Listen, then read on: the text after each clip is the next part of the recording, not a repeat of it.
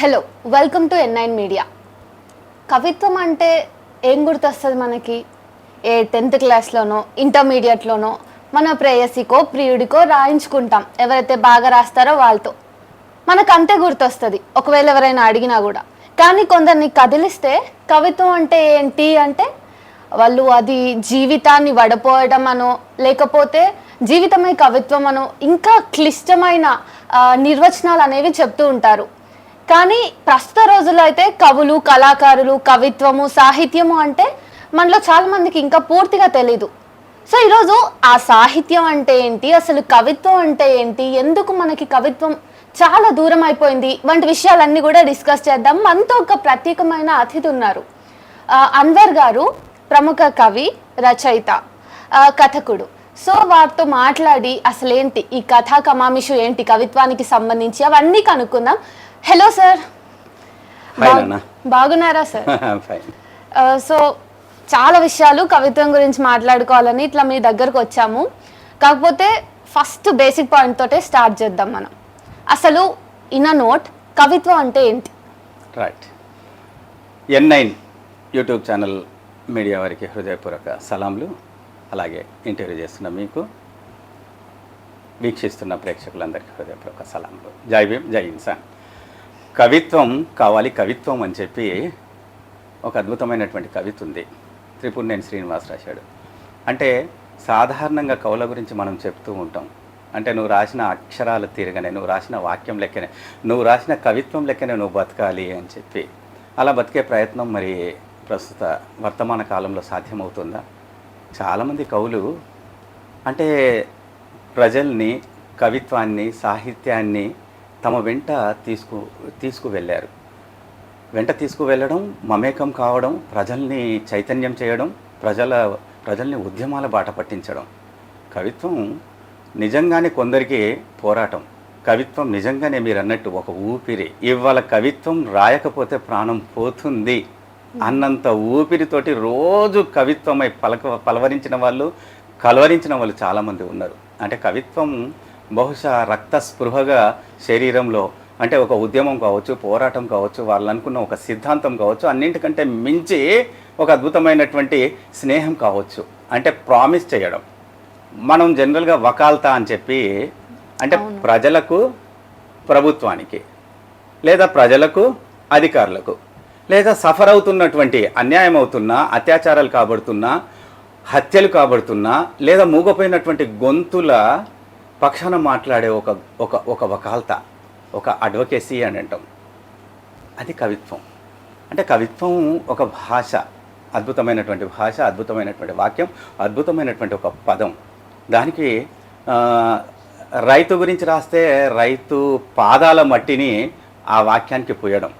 అమ్మ గురించి రాస్తే అమ్మ జీవితపు ఆ శ్రమ ఏదైతే ఉంటుందో, అమ్మ జీవితపు లాలస ఏదైతే ఉంటుందో, అమ్మ చనువాల ధార ఏదైతే ఉంటుందో ఆ అక్షరానికి పూయడం. కాబట్టి విప్లవం గురించి రాస్తే విప్లవాన్ని కవిత్వం చేయడం, ఉద్యమాల గురించి రాస్తే ఉద్యమాన్ని కవిత్వం చేయడం. అంటే కవిత్వానికి ఒక శక్తిని తీసుకొని రావడం, తన జీవితాన్ని మించి ఒక ప్రాణం పోయడం, ప్రాణ ప్రతిష్ఠ చేయడం, రక్తస్పృహ చేయడం అని చెప్పి జనరల్గా మనం వింటూ ఉంటాం. కాబట్టి త్రిపురనేని శ్రీనివాస్ అద్భుతమైనటువంటి జర్నలిస్ట్. శ్రీశ్రీ తర్వాత, కె శివారెడ్డి గారి తర్వాత కవిత్వాన్ని ఒక కొత్త ఊపు, కొత్త చైతన్యాన్ని ఇచ్చినటువంటి వ్యక్తి త్రిపురనేని శ్రీనివాస్. వారి కవిత్వం కావాలి కవిత్వం అని చెప్పి అది ఒకసారి మనం చూద్దాం. త్రిపురనేని శ్రీనివాస్ రహస్యోద్యమం అని చెప్పి కవితా సంపుటి, అందులోంచి తన ఒక కవిత, అంటే వచనం రాయొద్దని అంటాడు, తను అద్భుతమైనటువంటి వచనాన్ని రాసిండు. కవిత్వం కావాలి అంటాడు, అద్భుతమైనటువంటి కవితను ఇవాళ సాహిత్యానికి ఇచ్చాడు. కవిత్వం కావాలి కవిత్వం, అక్షరం నిండా జలజలలాడిపోయే కవిత్వం కావాలి కవిత్వం. ప్రజల మీదే రాయి, ప్రజల్లోని అగాధ గాథల మీదే రాయి, కవిత్వం రాయి. కాగతం మించి కన్నులోకి, వెన్నులోకి, గన్నులోకి దూసుకుపోయే కవిత్వం రాయి. అలా ఒక వాక్యం చదవగానే శత్రువు టారెత్తిపోవాలి, అమాయకుడు ఆయుధమై హోరెత్తిపోవాలి. కవిత్వం వేరు, వచనం వేరు. సాదా సీదా డీలా వాక్యం రాసి కవిత్వం అని బుకాయించకు, కవిత్వాన్ని వంచకు, వచనమై తేలిపోతావు. కవిత్వం కావాలి కవిత్వం, అక్షరం నిండా జివజివలాడిపోయే కవిత్వం కావాలి కవిత్వం. ఫుట్ నోట్స్లో ఉన్నది కవిత్వం కాదు. అక్షరానికి అక్షరమే వివరణ, అదో జ్ఞాపకాలు ఎందుకు? చివరాకన్న బ్రాకెట్లు పెట్టేది కవిత్వం కాదు. స్వానుభూతికి సహానుభూతే సహానుభూతి. కుండలీకరణాలు ఎందుకు? అక్కడికక్కడే వాడి గుండె చీల్చి బూజు దులపాలి, దబాయించాలి, ధన్మని పేలాలి, కవిత్వమై కాచుకో అనాలి. తుప్పల్ తెప్పల్ మాటలు రాల్చి కవిత్వమని మొరాయించకు, కవిత్వాన్ని వంచకు, వచనమై తేలిపోతావు. కవిత్వం కావాలి కవిత్వం, అక్షరం నిండా కోకోలాడిపోయే కవిత్వం కావాలి కవిత్వం. జ్ఞాపకాల లోయల్ని తవ్వకు, అయ్యో పాపం అనకు, సాగదీసిన సానుభూతి వాక్యాలొద్దు, జాలి జాలి ఏడుపు మొహం డ్రామాలొద్దు. అతడి ఛాతి మీద ధాటిగా 2 నమ్మకాల్ని రాయి. ధైర్యంగా శౌర్యంగా అతన్నొక వీరుణ్ణి చెయ్యి, కవిత్వమై అతడికి కాపలాకాయి. చెత్తల్ బుట్టల్ మాటలు రాల్చి కవిత్వమని ఘీంకరించకు, కవిత్వాన్ని వంచకు. కవిత్వం కావాలి కవిత్వం, అక్షరం నిండా కలకల్లాడిపోయే కవిత్వం కావాలి కవిత్వం అని చెప్పి రహస్యోద్యమం కవితా సంపుటిలో శ్రీశ్రీ గారు రాసినటువంటి ఈ అద్భుతమైన కవిత ఇవాళ చాలామంది నాలికల మీద తేలియాడుతున్నటువంటి ఒక అద్భుతమైనటువంటి వచన కవిత్వం. సార్, అయితే మీరు కవిత్వం చదివారు, అదొక భరోసా అన్నట్టుగా ఒక రకమైన మూడ్లోకి తీసుకెళ్తుంది. కాకపోతే ఈ మధ్య కాలంలో వచన కవిత్వాన్ని గుర్తు చేసుకున్నట్టయితే చాలా వరకు మనకి ఏం కనిపిస్తుందంటే వాక్యాన్ని విరగ్గొట్టి పదాలుగా పేర్చటమే కవిత్వం అనే ఒక ధోరణి కనబడతా ఉంది. చాలా కవితల్ని చూసుకుంటే అట్లా పేలవంగానే ఉంటున్నాయి. దానిపైన మీరు ఒక సీనియర్ రైటర్గా, ఒక పోయిట్గా మీ స్టాండ్ ఏంటి, మీ కాల్ ఏంటి? వాస్తవానికి కవిత్వం మనం తీసుకునే వస్తువు మీదనే ఆధారపడి ఉంటుంది. మనం అమ్మ గురించి ఒకవేళ కవిత రాయాలి అని అనుకుంటే, అమ్మ ఎవరికైనా ప్రేమ అంటే ఇష్టంగా రాయాలి, ప్రేమగా రాయాలి. రాయాలని కాకుండా ప్రాణం పోసి రాయాలి, ప్రాణంగా రాయాలి, ఇష్టంగా రాయాలి. అప్పుడు కవిత్వం అద్భుతమైనటువంటి కవిత వస్తుంది. కొందరు చెప్పడం వల్ల కొందరు కవిత్వం రాస్తారు, లేదా కొన్ని పోటీలకు అని చెప్పి కొన్ని కవితలు పంపిస్తూ ఉంటారు, లేదా స్నేహితుడి కోసం చాలామంది కవులు వాళ్ళ స్నేహితులకు ప్రేమలేఖలు రాసి, అంటే వాళ్ళ ప్రేమకు కాదు, స్నేహితులు చెప్పడం వల్ల, అరే నేను ప్రేమిస్తున్నాను ఒక అమ్మాయిని, కొంచెం మరి నువ్వు కవిత రాస్తావు కదా, నా ప్రేమను నా ప్రేయసిని దృష్టిలో పెట్టుకొని నువ్వు కవిత రాయి అన్నప్పుడు చాలామంది అట్లా కవితలు రాస్తూ ఇవాళ మంచి లబ్ధ ప్రతిష్ఠులుగా, గొప్ప కవులుగా, పేరుని గల కవులుగా చలామణి అవుతున్నారు. అంటే మీరన్నట్టు అంటే వాక్యాల్ని తుంచి పదాల్ని పేర్చి సొంత అనుభవంలోంచి కవిత్వము లేదా సొంత విషయాల్ని వాళ్ళ కవిత్వం చేస్తున్నారు. కవిత్వం చాలా చిన్న మాటలతోటి కూడా విప్లవాన్ని పుట్టించవచ్చు. అంటే ఒక మంచి మాట ఉంది, ఒక్క అగ్గిపుల్లతోటి అడవంతా సర్వనాశనం చేయవచ్చు, కానీ ఒక్క అగ్గిపుల్ల పుట్టాలి అని అంటే ఆ చెట్టు కొమ్మల్లోంచి అగ్గిపుల్లల్ని మనం తయారు చేయాల్సినటువంటి ఒక పరిస్థితి. అంటే దావాలనం ఎక్కడనో లేదు, అక్షరానికి అగ్గి పుట్టించే ఒక అద్భుతమైనటువంటి శక్తి ఉంది, అక్షరానికి ఉద్యమం చేసే శక్తి ఉంది. అది ఎప్పుడు తనలో అద్భుతమైనటువంటి ఒక ఉద్యమం ఉన్నప్పుడు, తనలో అద్భుతమైనటువంటి ఒక సోయి ఉన్నప్పుడు. అమ్మ గురించి రాస్తే ఒక అద్భుతమైనటువంటి రసానుభూతి అందులో ఉండాల. అట్లనే ప్రేయసి గురించి రాస్తే తన ప్రేమ తాలూకు అనేక విషయాలు, అంటే కోరుకుంటున్నాడా, ఇష్టపడుతున్నాడా, చాలా అపురూపంగా చూసుకున్నాడా, లేదా పూజిస్తున్నాడా, ఆరాధిస్తున్నాడా. ఆరాధించే కవిత్వం వేరే తీరు ఉంటుంది ప్రేయసికి, లేదా తన విన్నపాలు చెప్పుకునే కవిత్వం వేరే తీరు ఉంటుంది. అట్లనే స్నేహితునికి రాసే కవిత్వం కూడా కొన్నిసార్లు మనం చాలా గొప్ప, అంటే భరోసే మీరు అన్నట్టు, అది ఉద్యమానికి భరోసా కావచ్చు, స్నేహానికి భరోసా కావచ్చు, మంచి కవిత్వానికి భరోసా కావచ్చు. కానైతే రాస్తున్న అంశం మీద పట్టొకటి ఉండాలి, ఇష్టంగా రాయాలి, కొంచెం కష్టంగా రాయాలి, గుండెని మంట పెట్టుకొని రాయాలి. అంటే ఆర్తి ఉండాలి, అందులో ఒక తపన ఉండాలి, ఒక ప్రేమ ఉండాలి. సార్, కవిత్వం గురించి మాట్లాడితే వస్తువు, శిల్పము, శైలి ఇవి ఎంత అవసరం కవిత్వం రాయడానికి? కవిత్వం రాయడానికి మీరు చెప్పిన 3 చాలా అవసరం. దాంతోపాటు అలంకార శాస్త్రం, అంటే ఇమేజెస్ మనం ఏదైతే వాడుతున్నామో ఇమేజెస్ కూడా గొప్పగా ఉండాలి అని చెప్తాం. కానీ కవిత్వం రాసేటప్పుడు ఎవరు కూడా వస్తువుని తీసేసుకొని కవిత్వం రాసేస్తారు. ఆ తర్వాత అది కవిత్వం అయిందా లేదా అనే చర్చకు వచ్చినప్పుడు విమర్శకులు కానివ్వండి, సాహిత్య విమర్శకులు కానివ్వండి, అప్పుడు మీరన్న అసలు ఇమేజెస్ ఎట్లున్నవి, అందులో కవిత్వం ఉందా, మరి కవిత్వానికి సంబంధించినటువంటి ఒక డిక్షన్ ఉంది. సో రాస్తున్నప్పుడు మాత్రం అంటే ఒక అత్యాచారం జరిగింది. ఆ మీద రాస్తున్నటువంటి కవిత్వంలో మనం ఈ లాలసను చూడం, కోపాన్ని, ధిక్కారాన్ని, ఆమెకు జరిగినట్టు అవమానాన్ని మించిన ఒక వాక్యాన్ని ప్రామిస్ చేయగలగాలి. నువ్వెందుకు ఆ విషయాన్ని తీసుకుంటున్నావు? ఇవాళ రైతు ఆత్మహత్య చేసుకున్నాడు. ఎంత ఎంత ఘోరమైనటువంటి విషయం. కవికి అంటే ఎంత బాధ్యత ఉండాలి. అక్కడ ప్రాణం పోయినటువంటి రైతు పక్షాన ప్రాణం గిజగిజలాడే, ప్రాణం లేచొచ్చే, వేరొళ్లకు ప్రాణం పోసే, ఇంకా ఎవరు చనిపోకుండా నిలబడే ఒక చైతన్యవంతమైనటువంటి ఆర్తి గీతాన్ని అందించవలసిన అవసరం కవికి ఉంది. కాబట్టి కవి అంటే రక్తస్పృహతోటే ఉండడం చాలా అవసరము. తాను తీసుకున్నటువంటి సబ్జెక్టు ఎక్కడ కూర్చొని రాస్తున్నాడు, చాలామంది మాట్లాడుతుంటారు ఏసీ రూమ్లో కూర్చొని ఆకలి మీద కవిత్వం రాయడం, లేదా అవమానాల మీద కవిత్వం రాయడం, అత్యాచారాల మీద కవిత్వం రాయడం, రాజ్యం చేసినటువంటి హింసల మీద కవిత్వం రాయడం. కూర్చున్నది ప్రధానం కాదు, అతను ఎంత రగులుతున్నాడు, లోపల ఎంత మంట పెట్టుకుంటున్నాడు, అతను తీసుకున్నటువంటి ఆ విషయానికి తను రాస్తున్నటువంటి అక్షరం సరిపోతుందా లేదా, ఆ ధీటుగా తను స్పందించిందా లేదా అనేది చాలాసార్లు ప్రయాణం చేస్తూ రాయాల్సి వస్తుంది. ప్రయాణం చేయడం వల్ల అనుభవసారం తగ్గదు, ఆ వేడి తగ్గదు, ఆ ధిక్కారం తగ్గదు. అలాగే హోటల్లో కూర్చొని టిఫిన్ చేస్తూ అనుకోకుండా అప్పుడే ఒక విషయం తనకు తెలిస్తే టిఫిన్ తింటూ కూడా కవిత్వం రాయొచ్చు బహుశా. తను తింటున్నది ఏంటిది, రాస్తున్నది ఏంటిది అని మనం ఆలోచిస్తూ కూర్చుంటే కలవదు. అటువంటి టైంలో అతను ఎంత నలిగిండు, ఎంత బాధపడ్డాడు, ఎంత ఆవేదన చెందిండు, ఎంత ఆగ్రహాన్ని తన కవిత్వం ద్వారా, తన వాక్యం ద్వారా మనకు ఇస్తున్నాడు అనేదే ఒక ప్రామినెంట్గా తీసుకోవడం ఒక అవసరం ఉంది అని చెప్పి నేను అనుకుంటున్నాను. సార్, ప్రస్తుత సమాజంలో చాలా వరకు మనకి ధిక్కార స్వరాలు అనేవి పుట్టుకొస్తున్నాయి. చాలామంది యువకులు పుట్టుకొస్తున్నారు. ఎంతమంది యువకులు పుట్టుకొచ్చినా కూడా మనకి సమాజంలో ఒక ముద్ర అనేది ఉంది ఏంటంటే నేను రచయితను, నేను రైటర్ని అని చెప్పినప్పుడు ఏ సినిమాకి రాస్తున్నావనో, లేకపోతే మీరు అన్నట్టుగా మనం ఇందాక మాట్లాడుకున్నట్టు ప్రేయసికో ప్రియుడికో లేఖ రాయమని ఇట్లా అంటున్నారు. సో మనము ఉద్యమాలను నడిపించిన సాహిత్యం మొత్తం కూడా ఇట్లా వడపోత తర్వాత కేవలం ప్రజానీకానికి ఇది కేవలం కవిత్వం అంటే ఒక శృంగారం, కవిత్వం అంటే ఒక రొమాన్స్, ఇంత మాత్రమే ఎందుకు రీచ్ అవుతుంది? కవులు అంటే పోరాడే వాళ్ళు కూడా సమాజంలో ఒక ముఖ్య భాగం అని ఎందుకు సామాన్య ప్రజానీకం గ్రహించలేకపోతున్నారు?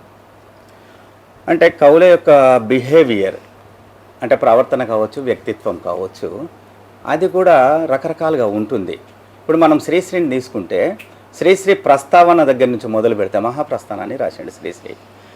1940 కంటే ముందు, 1940 కంటే ముందు తెలుగు సాహిత్యం వెంట నేను నడిచాను, 1940 తర్వాత తెలుగు సాహిత్యం నా వెంట నడుస్తుంది అని చెప్పి ఒక ధీమా, ఒక ఛాలెంజ్ ఎలా ఇవ్వగలిగాడు? ఆ ఓపెన్ స్టేట్మెంట్ వాలిడేషన్ మీరేమంటారు? ఆ వ్యాలిడిటీ ఉందంటారా?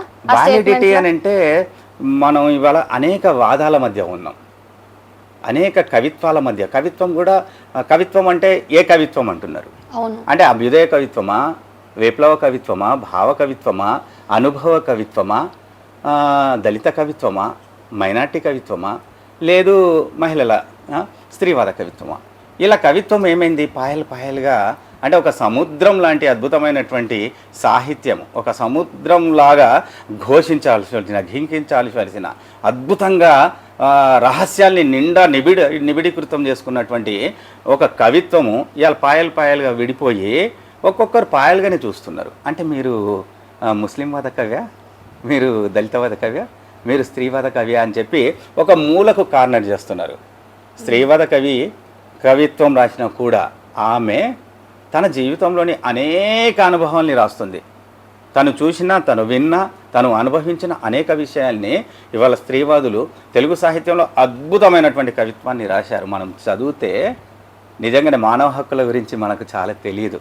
స్త్రీవాద కవులు ఏదైతే మానవ హక్కుల్ని మన ముందు పెట్టిల్లో, అంటే ఒక మగవాడి ఆధిపత్యం ఏ విధంగా ఉంటుంది, చిన్న విషయాలు, చిన్న ఇష్టమైన పనికిరాని అనేక విషయాల మీద కూడా మగవాడి పెత్తనం ఏ విధంగా ఉంది అని చెప్పి స్త్రీవాద కవిత్వం వచ్చిన తర్వాత మనం చదువుకుంటే నిజంగానే మన కళ్ళు తెరవాల్సినటువంటి ఒక అవసరం ఉంది. అట్లనే దళితవాద సాహిత్యం ప్రధానంగా ఎందుకు వాదాల మయమైపోయింది?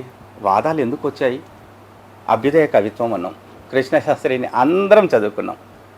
ఆ తర్వాత అంటే భావ కవిత్వం కృష్ణశాస్త్రి, అభ్యుదయ కవిత్వం శ్రీశ్రీ, ఆ తర్వాత విప్లవ కవిత్వం కె శివారెడ్డి గారు, తర్వాత దళిత్ సాహిత్యం, స్త్రీవాద సాహిత్యం, ముస్లింవాద సాహిత్యం, ఇలా సాహిత్యం చివరికి ఎక్కడికి వచ్చింది? తెలంగాణవాద సాహిత్యం వరకు కూడా వచ్చింది. అంటే తెలంగాణవాద సాహిత్యం వరకు మనం ఏం చేయగలిగినాం అని అంటే, ఒక ఆకాంక్షను, ప్రజల్లో ఉన్నటువంటి ఆకాంక్షను కవులుగా ఎత్తిపట్టినాం. అంటే దాశరథి గారు ఒక మంచి మాట అన్నారు, నేనురా తెలంగాణ నిగలాలను ఆకాశమంత పట్టి ఎత్తార్చినాను. అంటే ఎంత బలం ఇస్తున్నాడు వాక్యానికి చూడండి. తెలంగాణ ఆకాంక్షల్ని ఎత్తిపట్టే కవిత్వం తెలంగాణ వాద కవిత్వం. అలాగే మహిళ అనేక అవమానాల్ని, హక్కుల్ని ఎత్తిపట్టే కవిత్వం మహిళా స్త్రీవాద కవిత్వం. అలాగే దళిత కవిత్వం, అలాగే బహుజన కవిత్వం ఇవాళ వస్తుంది. సో కవిత్వంగా ఇవాళ బలమైనటువంటి కవితలు వస్తున్నాయి, బలమైనటువంటి సాహిత్యం వస్తుంది. అనేక విధాలుగా మనం అనేక అనుభవాలని ఇవాళ కవిత్వంలో, అంటే కవిత్వం కేవలం కొన్ని వస్తువుల దగ్గరనే ఆగిపోయి ఉండే. భావ కవిత్వం ప్రేయసి ప్రియుల గురించి లేదా కొన్ని భావచిత్రాల గురించి కవిత్వం కొన్ని దశాబ్దాలు నడిచింది అది. కానీ ఇప్పుడు పరిస్థితులు మారినాయి కదా సార్, చాలా విభిన్న స్వరాలు వస్తున్నాయి బయటకి.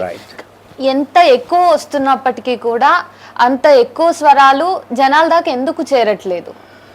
వాస్తవానికి కవులు ఎక్కువైపోయారు, కవిత్వాన్ని చదువుతున్నటువంటి అభిమానులు లేదా రీడర్స్ చాలా తగ్గిపోయింది అని చెప్పి చాలామంది చెప్తున్నారు, నేను కూడా అనుకుంటున్నాను.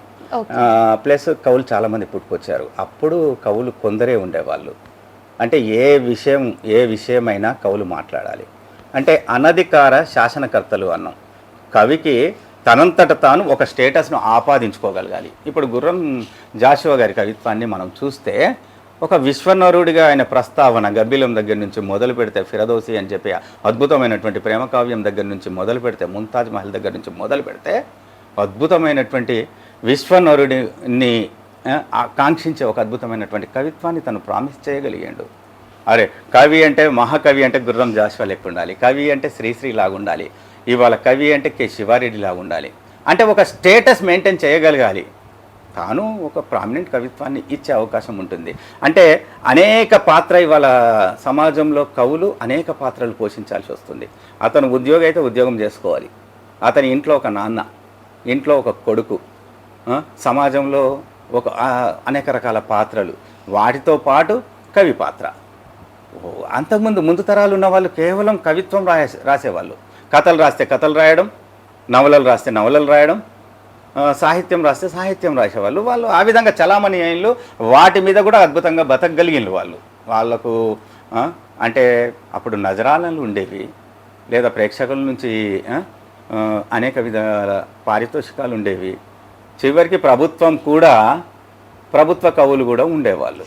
అంటే అద్భుతమైన కవిత్వాన్ని వాళ్ళు రాయగలిగారు. కానీ వాళ్ళు రోజంతా సంవత్సరం అంతా బతికినంత కాలం ఒక కవిగానే వాళ్ళు నిలబడ్డారు. ఇవాళ కవి అనేక పాత్రలు పోషిస్తున్న క్రమంలో తనకు దొరికిన టైంలో తను ఆవేదన చెందినప్పుడు, బాధపడ్డప్పుడు, సంతోషపడ్డప్పుడు తనకు కలిగినటువంటి అనేక రకాల భావాల్ని ఒక అక్షరం చేయగలుగుతున్నాడు, ఒక కవిత చేయగలుగుతున్నాడు. కమింగ్ బ్యాక్ టు వాదాలు, మనకి ఇప్పుడు అన్ని వాదాలు వచ్చినాయి కాబట్టి, సో మీరు ఒక ముస్లిం కవిగా ఎదుర్కొన్నారా ఒక వివక్షని? అంటే ఇప్పుడు మీరు చెప్పారు ఇందాక మాటల్లో, ఇప్పుడు నా పేరుని బట్టి, మన ఇండియాలో పేరుని బట్టి మనని ఒక కార్నర్ చేసేస్తారు, అదే విషయంలో అయినా. ఎందుకంటే పేరుతోటే కులాన్ని అంచనా వేయటం అన్నీ ఉన్నాయి. సో మీరు అన్వర్ అని చెప్పిన తర్వాత మిమ్మల్ని కేవలం ముస్లిం వాద రచయితగానో కవిగానో ట్రీట్ చేసిన సందర్భాలు ఉన్నాయా? ఇప్పుడున్న వర్తమాన పరిస్థితిని కొంచెం పక్కకు పెడితే, అంటే మతము రాజకీయం కలగలిసిపోయినటువంటి పౌర జీవితం ఇప్పుడు సమాజంలో నడుస్తుంది. అంటే మనకు తెలియకుండానే మత రాజకీయాల్లో పడిపోయినాం. కాస్త ముందుకెళ్దాం, కొన్ని దశాబ్దాల ముందుకు వెళ్ళిన తర్వాత, అంటే నేను అన్వర్ అనే పేరుతోటి తెలుగు సమాజంలో, తెలుగు కుటుంబాల్లో, తెలుగు సాహిత్యంలో నాకు దక్కాల్సినంత పేరు మొదటి నుంచి దక్కింది. ఎందుకు అనంటే ఒక ముస్లిం అయ్యుండి, ఇంట్లో ఉర్దూ భాష అయ్యుండి, తెలుగులో ఇతను అద్భుతంగా రాస్తున్నాడు, మాట్లాడుతున్నాడు, మనం చెప్పలేని భావాల్ని ఇతను గొప్పగా చెప్తున్నాడు అని చెప్పి, అంటే నేను 30 సంవత్సరాలుగా కవిత్వాన్ని రాస్తున్నాను. నా మొదటి 20 సంవత్సరాలు ఒక అద్భుతమైనటువంటి దశ అని చెప్పొచ్చు. నన్ను ప్రతి ఒక్కరూ గొప్పగా మెచ్చుకున్నారు. అంటే ప్రజాకవి కాళోజీ దగ్గర నుంచి మొదలు పెడితే, నేను కాళోజీ గారితో తిరిగాను, అలాగే సాహిత్యంలో ఉన్న ఇప్పుడున్న అంతకుముందు ఉన్నటువంటి అనేక మంది కవులతోటి చాలా గొప్ప సాన్నిహిత్యం పరిచయం నాకు ఉండేది. ఒక అలర్ట్నెస్ ఉండేది. అన్వర్ ఇప్పుడు కవిత చదువుతాడు అన్నప్పుడు అంతకుముందు అభ్యుదయ కవిత్వం రాసేవాళ్ళం, విప్లవ కవిత్వం రాసేవాళ్ళం. కానీ అప్పుడు గొప్ప పేరుండే నాకు. కానీ ఎప్పుడైతే ఇవాళ వర్తమాన సమాజంలో మనం మీరు అన్నట్టు మన పేరే మనల్ని కార్నర్ చేస్తున్నారు. ముఖ్యంగా అంటే రాజకీయాలు మతాన్ని అంటిపెట్టుకొని ప్రజల్ని విపరీతంగా విభజించి పాలిస్తున్నాయి. అంటే హిందూ ముస్లింగా విడగొట్టిన తర్వాత ఇవాళ నా కవిత్వం గురించి మాట్లాడే వాళ్ళు తక్కువైపోయిన్లు. నన్ను వ్యక్తిగతంగా అంటే క్యారెక్టర్ అసాసినేషన్ చేసే ఒక పరిస్థితి ఇవాళ అంటే తోటి కవుల్లో ఉంది, తోటి ఉద్యమకారుల్లో ఉంది, ప్రజల్లోనూ ఉంది. ఇదంతటికి కారణం మరి రాజకీయాలు. ఈ రాజకీయాల్ని మనం చాలా ఘోరంగా మన జీవితాల్లో కూడా వాటిని స్వాగతిస్తున్నాము అని చెప్పి అనుకోవడానికి లేదు. ఇప్పుడు ఒసామా బిన్ లాదెన్ తను అమెరికా యొక్క అహంకారాన్ని ఆ WTO బిల్డింగ్స్ మీద తన్ని పడేసిండు.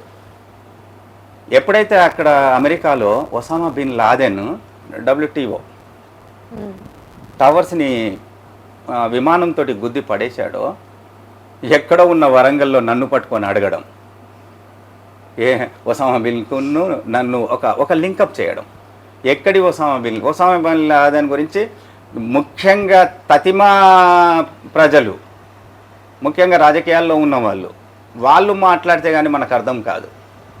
ముందుగా వాళ్ళు ఒక టార్గెట్ చేసి మాట్లాడుతున్నప్పుడు చాలాసార్లు బాధపడాల్సిన సందర్భాలు వచ్చాయి. ఇవాళ చాలామంది ముఖం మీదే మాట్లాడేస్తున్నారు. మీరు పాకిస్తాన్కు సపోర్ట్ చేస్తారట, మీరు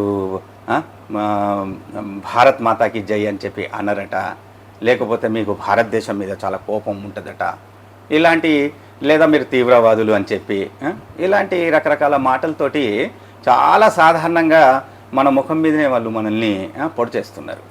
సార్, మరి ఇట్లాంటి నేపథ్యంలో అసలు కవులు, కళాకారులు, సాహితీవేత్తలు అంటేనే రాజ్యానికి మింగుడు పడదు, రాజ్యానికి ఎదురు నిలబడతారు.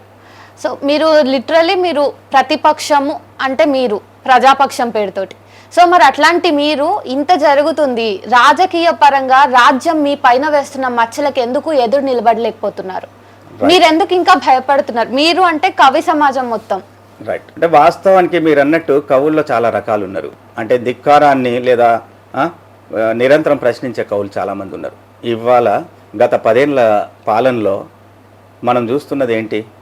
50,000 మంది గొంతు విప్పినటువంటి మానవ హక్కుల కార్యకర్తల్ని, మేధావుల్ని, కవుల్ని, రచయితల్ని, కళాకారుల్ని, అలాగే జర్నలిస్టులని ఎక్కడ పెట్టిండ్రు? అండా సెల్ లాంటి భయంకరమైనటువంటి జైలు పాలు చేస్తున్నారు. అయినా వాళ్ళు ఆగారా? మాట్లాడే కవి ఎప్పుడు మాట్లాడుతూనే ఉంటాడు, ప్రశ్నించే కవి ఎప్పుడు ప్రశ్నిస్తూనే ఉంటాడు, ఎదురు తిరిగి నిలబడే కవి ఎప్పుడు నిలబడుతూనే ఉంటాడు. కానైతే కవి పురస్కారాల వెంట, సన్మానాల వెంట పరిగెత్తాడు. ముఖ్యంగా రాజ్యం చేస్తున్నటువంటి అనేక హింసను ఈ 10 ఏళ్లుగా కవులు, కళాకారులు కొందరైనా సరే, మనం చెప్పుకోవడానికి కవులు చాలామంది ఉన్నారు, కళాకారులు చాలామంది ఉన్నారు, జర్నలిస్టులు చాలామంది ఉన్నారు. కానీ ఇదే సమాజాన్ని నిరంతరం మేల్కొల్పుతున్న అద్భుతమైనటువంటి జర్నలిస్టులు ఉన్నారు. ప్రాణాలకు తెగించి న్యూస్ను కవర్ చేస్తున్నటువంటి, ఈ రాజ్యం చేస్తున్నటువంటి దౌత్యాన్ని, రాజ్యం చేస్తున్నటువంటి ఈ మత విద్వేషాలను, ఈ రాజ్యం క్రియేట్ చేసినటువంటి వాట్సాప్ యూనివర్సిటీని ప్రజలకు చూపెడుతున్నటువంటి జర్నలిస్టులు ఉన్నారు, కవులు ఉన్నారు, కళాకారులు ఉన్నారు. ఎప్పుడైనా సరే సూర్యుడు ఒక్కడే, గొంతు విప్పే సూర్యుని లాంటి కవులు ఈ నేల మీద చాలామందే ఉన్నారు. కానీ ఇప్పుడు రాజ్యాధికారానికి భయపడి కవులు వాళ్ళ గొంతులు కూడా దాచుకుంటున్నాయనే అపవాదం వచ్చింది మరి మీ మీద. వాస్తవానికి అంటే ఒక ద్వేషాన్ని మనం ద్వేషంగానే చెప్పకూడదు. ఇవాళ ద్వేషం ఉంది, చాలా మనం రాశాము. ఇప్పుడు గద్దర్ గారి మీద కాల్పులు జరిగినప్పుడు రాజ్యం చేసింది అన్న ఒక కారణంతో కవులు చాలామంది అద్భుతమైనటువంటి కవిత్వాన్ని రాశారు. నేను కూడా తలవంచని అరణ్యం అని చెప్పి గద్దర్ గారి మీద కాల్పులు జరిగినప్పుడు రాసినటువంటి ఒక కవిత.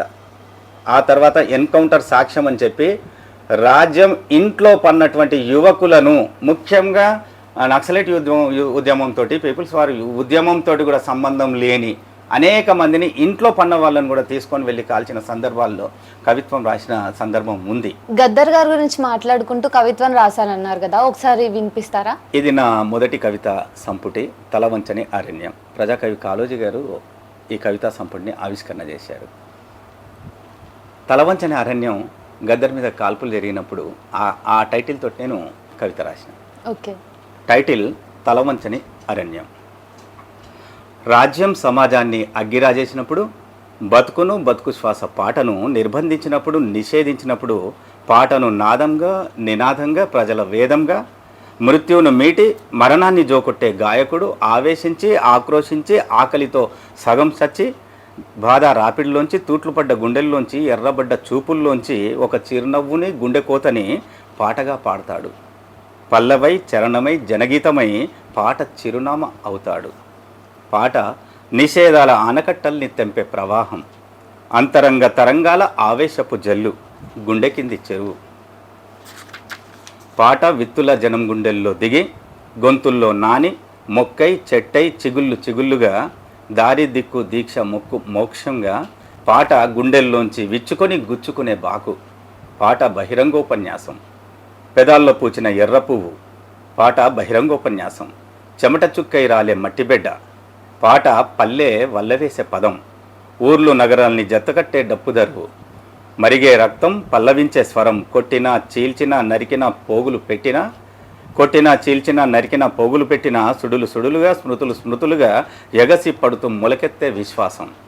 రాజ్యం ఉరితీసిన తుపాకీ పేల్చిన సంకెళ్ళు వేసిన పాట ప్రజా వెల్లువవుతుంది, పోరు వదలని గొంతవుతుంది. పాట తిరగబడే చిరునామా, మెరిసే నక్షత్రం, తలవంచని అరణ్యం. ఇంత స్ట్రాంగ్ పోయట్రీని అంటే ఒక సిచ్యువేషన్ని తీసుకొని ఇది ధిక్కారమే చెప్పాలంటే. సో ఇట్లాంటి హిస్టారికల్ ఎవిడెన్సెస్ మీద మీరు హిస్టారికల్ ఈవెంట్స్ మీద ఇవి ఎవిడెన్సెస్ చెప్పాలంటే ఈ కవితలన్నీ కూడా మరి ఇంత గొప్పగా రాస్తున్న మీరు ఈ మధ్య కాలంలో మరీ ముఖ్యంగా రాజ్యానికి ఎందుకు భయపడుతున్నారు? అట్లాంటప్పుడు సామాన్యుడు ప్రశ్నిస్తాడేమో, మరి ఎందుకు మరి మీరుండి ఏం లాభం, కవులు ఎందుకున్నారు? భయపడుతున్నప్పుడు, సమస్య వచ్చినప్పుడు, రాజ్యం వచ్చి తన శక్తిని చూపిస్తున్నప్పుడు, పరాక్రమాన్ని చూపిస్తున్నప్పుడు మీరే పరిగెత్తితే ఇంకా మీరు మాకెక్కడ ప్రామిసరీగా ఉంటారు అనేసి సమాజం ప్రశ్నించవచ్చు కదా కవుల్ని. వాస్తవం. మనం చాలా మంచి ప్రశ్న వేశావు శ్రీనిధి. అంటే రాజ్యాన్ని చూసి భయపడుతున్నావా, లేదా బతుకు మీద ప్రేమ పుట్టిందా, లేదా కుటుంబం ఉంది అని చెప్పి వెనక్కి తగ్గడమా? అసలు ఎక్కడ తగ్గడం అని కాదు, వాడి వేడి విషయాన్ని బట్టి వస్తువుని బట్టి ఉంటుంది. గద్దర్ మీద కాల్పులు జరిపిన తర్వాత శత్రువు కూడా, గద్దరికి శత్రువులు ఎవరైనా ఉంటే వాళ్ళు కూడా కన్నీరు పెట్టుకునే సందర్భం అది. అలాంటి సందర్భం కాబట్టి కన్నీరు పెట్టి రాసినటువంటి కవిత. అలాగే కవులు కేవలం కవిత్వం రాస్తూనే కూర్చోలేదు. మీరు చూస్తూ ఉండండి, తెలంగాణ ఉద్యమం కవులు కళాకారులతోటి జర్నలిస్టులు మేధావులతోటి మొదలైంది. మరి కవి ఇంట్లో కూర్చొని కవిత్వం రాయలేదు. కవి రోడ్డెక్కిండు, కవి ధర్నాలు చేసిండు, కవి పిడికిలెత్తిండు, కవి జైలు పాలయ్యిండు. జైలు పాలయ్యి సమూహాన్ని కదిలించే కవిత్వాన్ని తెలంగాణ మూమెంట్లో రాసి అనేక నిర్బంధాలు తెలంగాణ మూమెంట్లో మనం చూసాం. అంటే 1952 నుంచి ప్రత్యక్షంగా తెలంగాణ కోసం పోరాడుతూనే ఉన్నారు. ముఖ్యంగా 1969లో 369 మంది చనిపోయిళ్ళు అని చెప్పి ఒక రికార్డు చెప్తారు. కానీ వందలాది మంది వేలాది మంది తెలంగాణ ఉద్యమంలో బలి పశువులయ్యారు.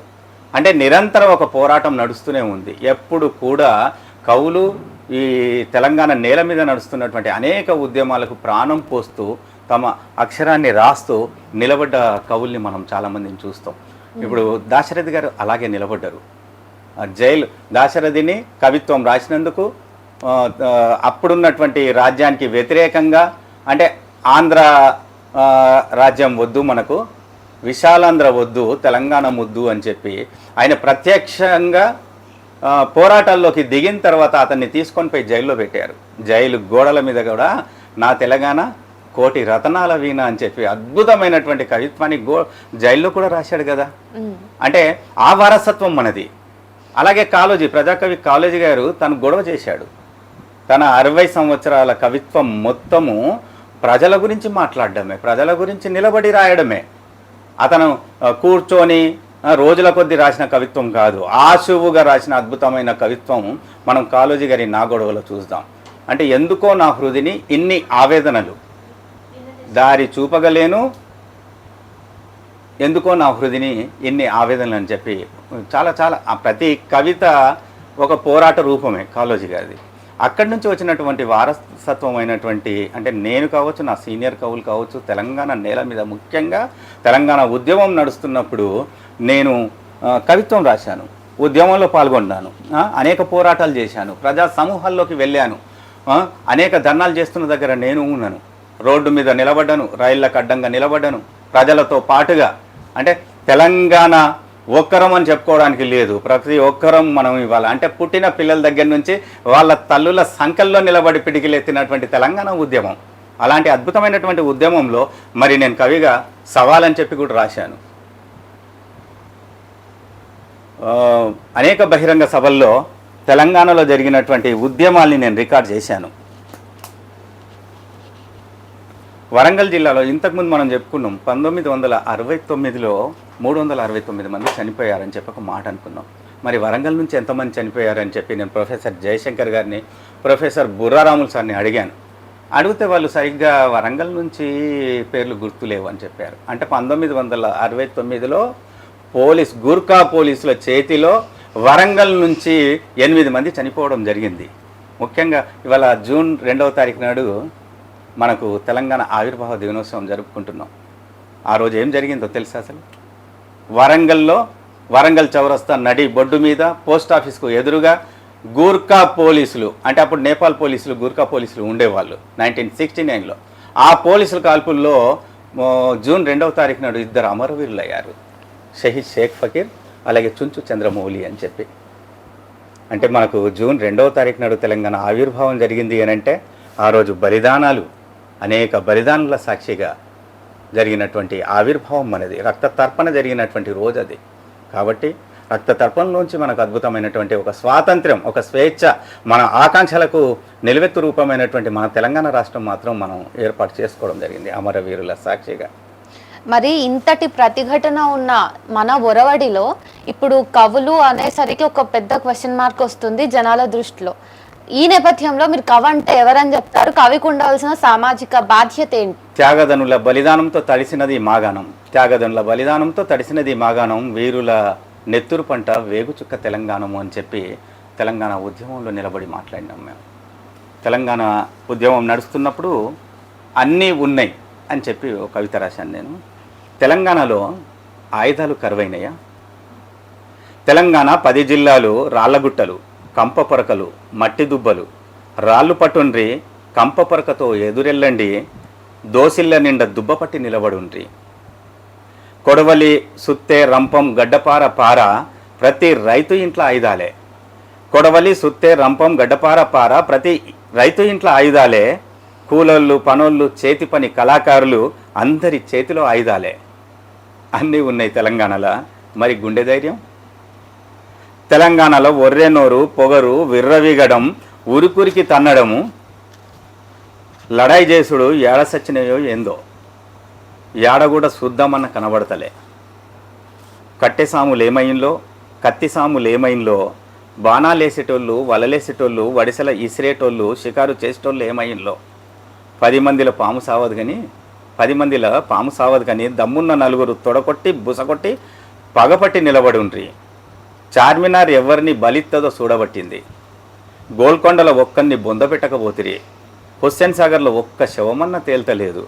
తెలంగాణ అమరవీరుల స్తూపం పిడికిలెత్తి నిలబడ్డది. రక్తమో పానమో తీయంది, తెలంగాణ వస్తుందా ఏంది అని చెప్పి తెలంగాణ పోరాటాన్ని మేము కవిత్వం రాసినాం. కానీ తెలంగాణ పోరాటం నిండా రాజ్యం అనేక చిత్రహింసలు పెట్టినా కూడా, అనేక మంది ఆత్మ బలిదానాలు చేసుకున్నా కూడా, విద్యార్థులు, ప్రజలు చాలామంది రాజ్యం చేస్తున్నటువంటి ఆ దమనకాండకు తెలంగాణ ఇస్తా అని చెప్పి రాజకీయ నాయకులు, అప్పటి పార్టీలు తెలంగాణ ఇచ్చినట్టే ఇచ్చి రోజుకొక మాట మార్చడం వల్ల దాదాపుగా తెలంగాణ నేల మీద ఆ 7 సంవత్సరాల ఉద్యమంలో 1200 మంది అమరవీరులు అయ్యారు. మరి అలాంటి సందర్భంలో కవులు నిలబడి కవిత్వం రాసిన్లు, జైలు పాలైన్లు, పోరాటం చేసినలు, పిడికిళ్ళెత్తిన్లు, భయపడ్డది మాత్రం లేదు. కవులు సమూహంగా అద్భుతమైనటువంటి పోరాట గానం చేస్తూనే ఉన్నారు. కానీ మన రాష్ట్రం మనకు వచ్చిన తర్వాత కవుల మీద, మేధావుల మీద, ప్రశ్నిస్తున్న వాళ్ళ మీద కూడా ఇంకా నేటికి సొంత గడ్డ మీద దాడులు జరుగుతున్నాయి భౌతికంగా. ఇప్పటికి కూడా భయపెడుతున్నారు, కవులు భయపడుతున్నారు కూడా. దీనిపైన మీరు కవులు భయపడుతున్నారు అంటే మీరు ఒప్పుకుంటారా ఒక కవిగా? కవులు భయపడుతున్నారు అని కాదు, అంటే ఇప్పుడున్న సమాజం, ఇప్పుడున్న వర్తమాన సమాజం, ముఖ్యంగా ఇప్పుడున్న రాజకీయాలు చాలా మారిపోయాయి. అంటే ప్రజలు ఏది పట్టించుకుంటున్నారు, ఏది పట్టించుకుంటలేరు అనే విషయం మనం ఆలోచించుకోవాల్సిన అవసరం ఉంది. రాజకీయ నాయకులు ప్రజల్ని బలిపశువుల్ని చేసి ఆటాడుకుంటున్నారు. వాళ్ళ జీవితాల్ని సర్వనాశనం చేసి బుల్డోజర్లతోటి అతలాకుతలం చేసి వాళ్ళను దేనికి పనికి రాకుండా చేస్తున్నప్పుడు ఉద్యమాలు లేకుండా మనకు అనిపిస్తుంది. ఉద్యమాలు లేకుండా ఉండదు. ఎక్కడో ఓ చోట నిరంతరం ఉద్యమాలు తెలంగాణ నేల మీద భారతదేశంలో జరుగుతూనే ఉన్నాయి. ఆ ఉద్యమాల వెనకాల గొంతు విప్పుతున్నది జర్నలిస్టులు, గొంతు విప్పుతున్నది కవులు, గొంతు విప్పుతున్నది కళాకారులు. అలా చాలామంది, అంటే గొంతు విప్పుతున్న కవులు, కళాకారులు ఇవాళ మనకు ప్రత్యక్షంగా కనిపించకపోవచ్చు. ఆ చైతన్యానికి ప్రతీకలు మాత్రం నిలబడి రాస్తున్నటువంటి, ప్రాణాలకు తెగించి రాస్తున్నటువంటి కవులు, కళాకారులు చాలామంది ఉన్నారు. ముఖ్యంగా ఇప్పుడు వర్తమాన పరిస్థితిలో మీరే అన్నట్టు తెగించి పోరాటాలు చేసి జైలు పాలై ఆత్మ బలిదానాలు చేసుకొని అమరత్వంతో, అమరత్వ త్యాగాలతోటి, అనేక త్యాగాలతోటి తెలంగాణను తెచ్చుకున్న తర్వాత మనం ఊహించని దొలర రాజ్యం వచ్చేసింది. ఏ ప్రజా ఆకాంక్షల కోసం తెలంగాణ పోరాడినమో ఆ ప్రజా ఆకాంక్షలు మళ్ళీ నేల మీద వినిపించవద్దు అని చెప్పి దొరల పాలన, గడిల పాలన మొదలైంది. అయినా కూడా 10 ఏళ్ళు ఓపిక పట్టిళ్ళు ప్రజలు, 10 ఏళ్ళు ఓపిక పట్టిళ్ళు కవులు, కళాకారులు. మెల్లగా అంటే నిప్పు మనకు కనిపించదు, అది ఎంత పొగ రాజేస్తుంటుంది, ఎంత నివురుగప్పిన నిప్పు లెక్కుంటుంది, అది ఎంత దావాలనాన్ని ప్రామిస్ చేస్తుంది అనేది మనం ఈ 10 ఏళ్లలో మనం చూసాం కూడా. అంటే మెల్లగా మళ్ళీ ఒక పోరాటాన్ని తీసుకొని వచ్చి పోరాటమే చేయాల్సి వచ్చింది, ఉద్యమమే చేయాల్సి వచ్చింది. ప్రజల్ని కలుపుకొని, ప్రతిపక్ష పార్టీల్ని కలుపుకొని, అంటే సామాజిక ఉద్యమాలు చేసే కవి ఇవాళ రాజకీయ ఉద్యమాలు చేయాల్సినటువంటి గత్యంతరం లేని పరిస్థితులు ఇవాళ వచ్చినా కూడా కవులు భయపడకుండా, కళాకారులు గొంతు విప్పుతూ, పాడుతూ, ధూమ్ధాం చేస్తూ, రచ్చ చేస్తూ దొరల పాలనకు అంతం చేసినటువంటి నేల ఇక్కడి స్వరాలు, ఇక్కడి కవితలు.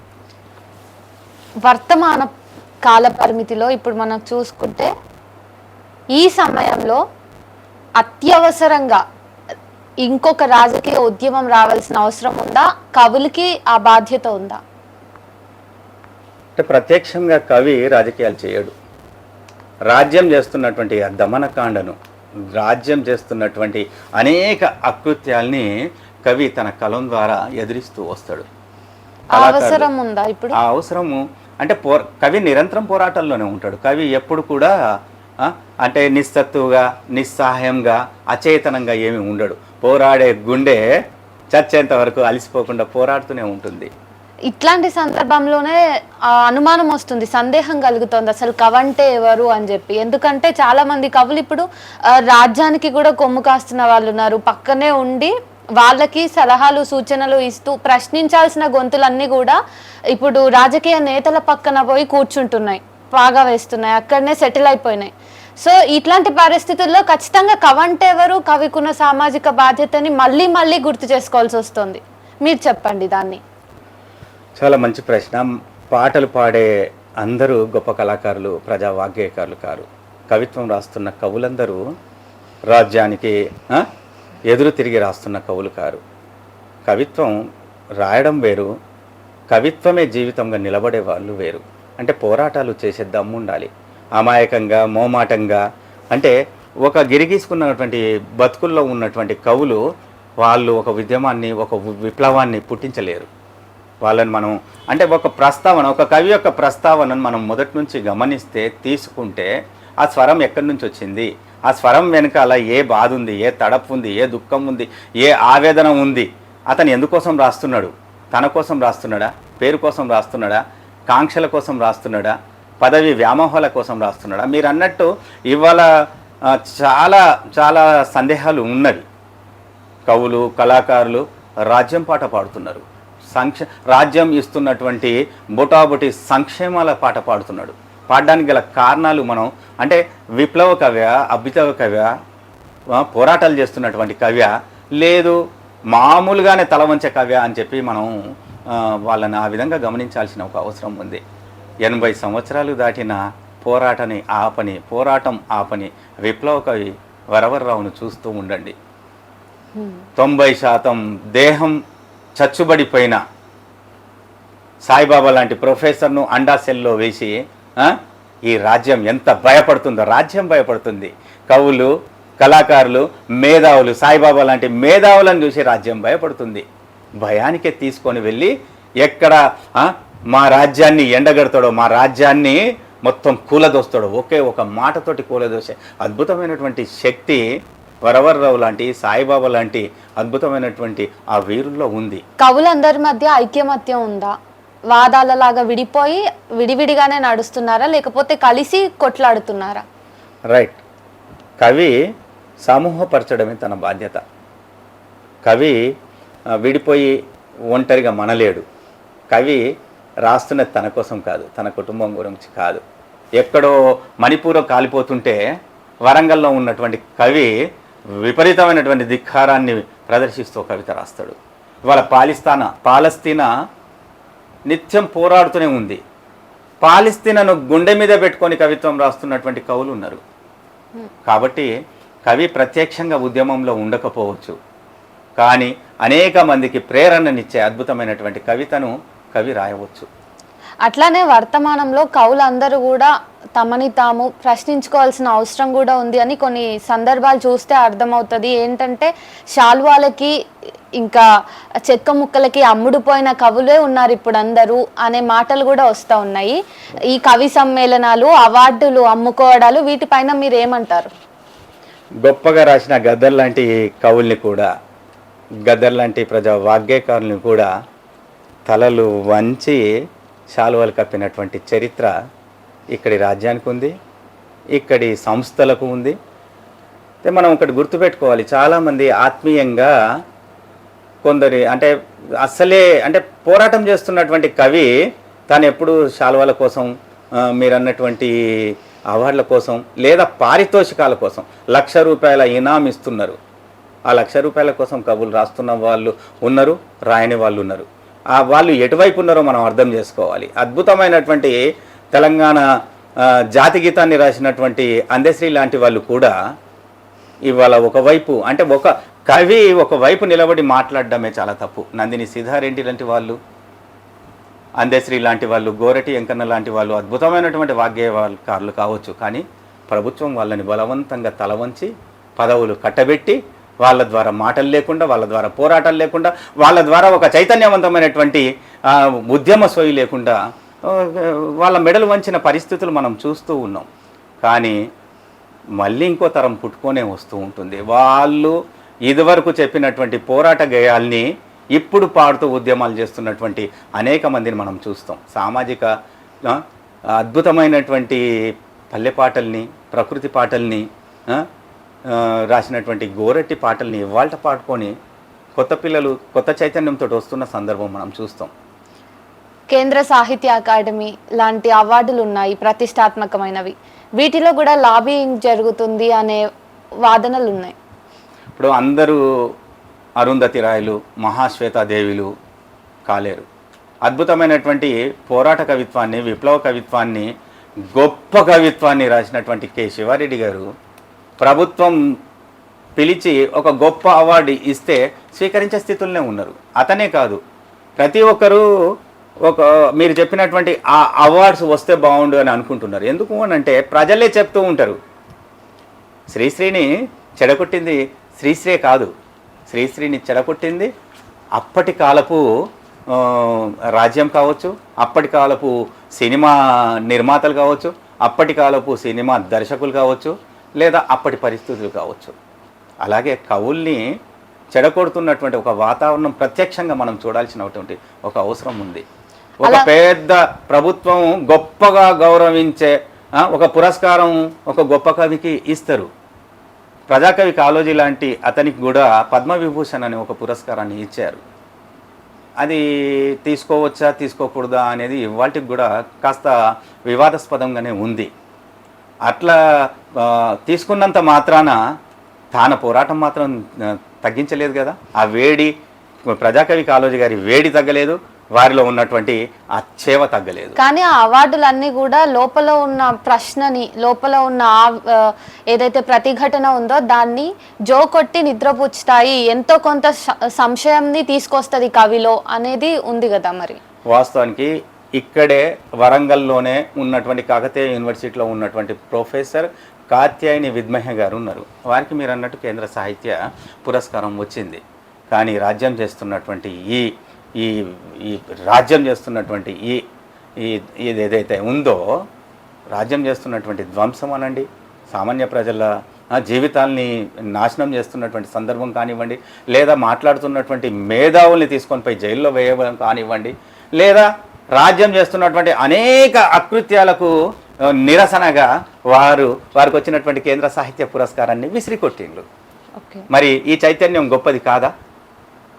ఎంతమంది ఇచ్చారు, ఎంతమందికి వచ్చింది అని కాదు, వచ్చినటువంటి వరంగల్లో ఉన్నటువంటి ఈ పౌరుషానికి కేంద్రమైనటువంటి వరంగల్లో ఉన్నటువంటి ప్రొఫెసర్ కాత్యాని గారు తృణప్రాయంగా ఎవరి సలహా తీసుకోకుండా, ఎవరిని సంప్రదించకుండా తనకే ఒళ్ళు రగిలిపోయి, గుండె మండిపోయి రాజ్యం చేస్తున్న ఈ రాజ్యం నాకు అవార్డునిచ్చింది, కానీ ఈ రాజ్యం చేస్తున్న పనుల్ని నేను చూడలేను, ఓర్చుకోలేను, ఇలాంటి పనులకు నిరసనగా ఆ అవార్డును నేను తృణీకరిస్తున్నాను, ఇసిరి కొడుతున్నాను అని చెప్పి ఇసిరి కొట్టిన సందర్భం ఇక్కడ ఉంది.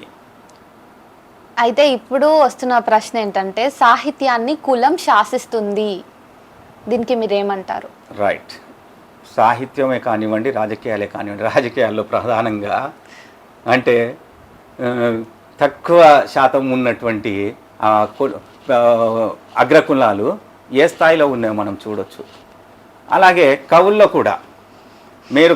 కూడా అతను అగ్రకులానికి సంబంధించిన వాడైతే ఒక తీరు, లేదు దళితుడైతే, మైనారిటీ అయితే ఒక తీరుగా చూస్తున్నటువంటి ఒక తీరుంది. అయినంత మాత్రాన కవులు ఇవన్నీ ఈ నిరసనల మధ్య నుంచే కదా కవిగా పుట్టింది. ఈ నిరసనాన్ని తట్టుకోలేక, ఈ హేళనను తట్టుకోలేక, అవమానాలని తట్టుకోలేక కదా తను కవి అయింది. కాబట్టి తన గొంతు పెంచుతూనే వచ్చిండు. మనం చాలామంది యువ కవుల్ని చూసుకోవచ్చు. ఇక్కడ ఉన్నటువంటి చాలామంది యువ కవులకు కేంద్ర సాహిత్య యువ పురస్కారం వచ్చింది.